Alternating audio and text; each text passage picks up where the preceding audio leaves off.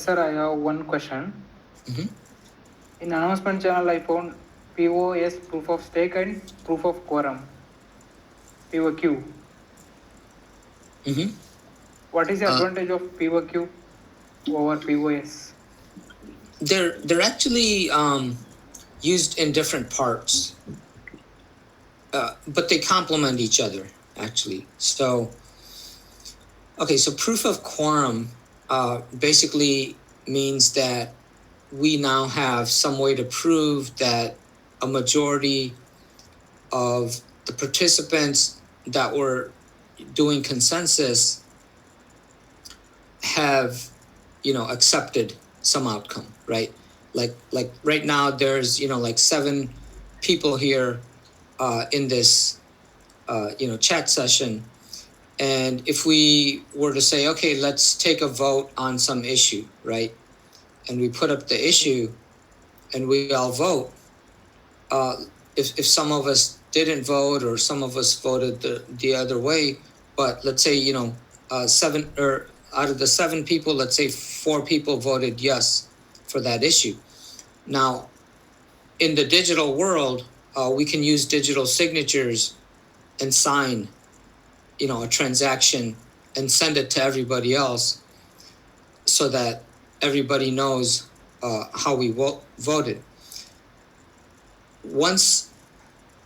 So I would start receiving these transactions, coming from, Ajay and Sabu and everybody else, and I would collect those. And once I've seen that, at least 4 people have voted the same way, I now can create a receipt to prove to anybody else what the outcome was, right?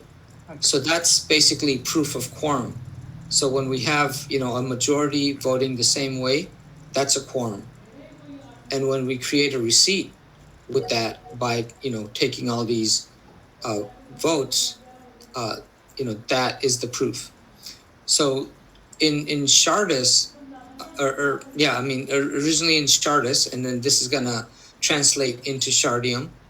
The transactions that come into the network, we don't group them into blocks and then do consensus at the block level, right?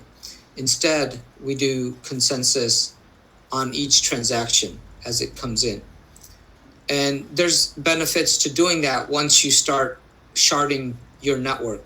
If your network is not sharded, there's no benefit to doing that. It's actually slower to do it that way if your network is not sharded. So, that's why we chose to use proof of quorum.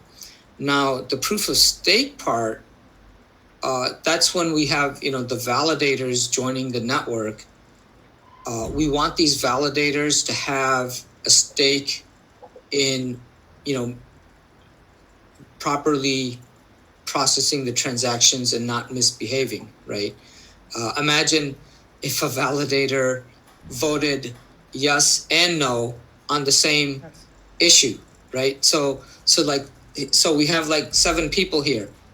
Let's say 3 people voted yes, 3 people voted no, but this one guy, he votes yes and no.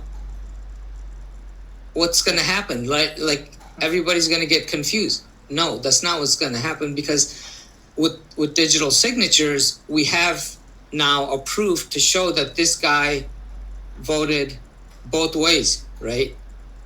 And so we can use that as proof to slash him, right? And so he gets kicked out of the network, he loses his stake, and that makes it harder for him to come back and do the same thing again, right? So that's where the proof of stake comes in. Yeah. So they complement each other.